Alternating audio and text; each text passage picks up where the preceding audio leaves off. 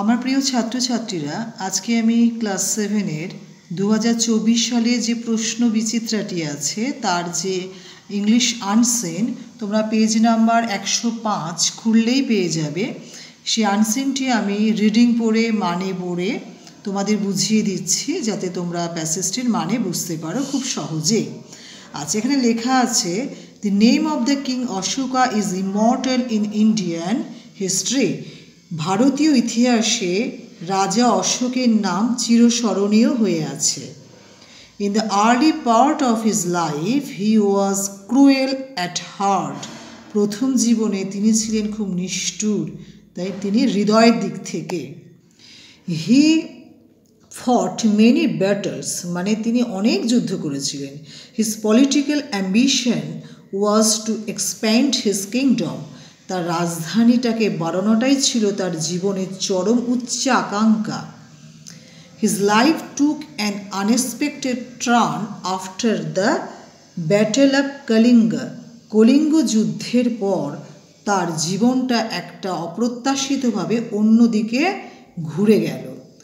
Kalinga was the ancient name of modern day Odisha. Odisha means Orissa শহরের, আধুনিক যে উড়িষ্যা তার যে পুরনো নাম ছিল Kalinga. Many lives were lost in that battles, মানে ওই যুদ্ধে প্রচুর মানুষের জীবনহানি হয়েছিল।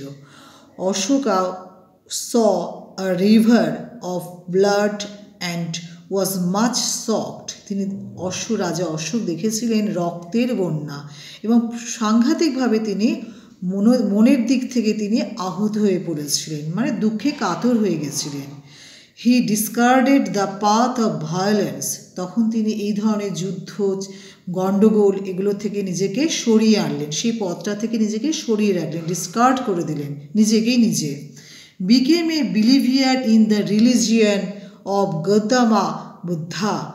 তার বদলে তিনি মন থেকে হয়ে উঠলেন গৌতম বুদ্ধের, মানে যে ধর্মীয় বৌদ্ধিক ধর্মে তিনি কি করলেন, বিশ্বাসী করে তুললেন নিজেকে। He sent Mahendra and Sanghamitra his beloved son and daughter. তার ছেলে মহেন্দ্র এবং মেয়ে সংঘমিত্রাকে তিনি কি করলেন, পাঠিয়ে দিলেন কোথায়, to far of Sri Lanka, to preach the holy message of lord Buddha. Lord বুদ্ধার যে পবিত্র যে বাণী, সেই বাণীকে তিনি তার সেই শ্রীলঙ্কার অনেক দূরে প্রচার করার জন্য তার ছেলে মেয়েকে পাঠিয়ে দিলেন। Thank you so much for watching this video. যদি ভিডিওটি তোমাদের উপকারে আসে তাহলে লাইক শেয়ার কমেন্ট করতে ভুলো না।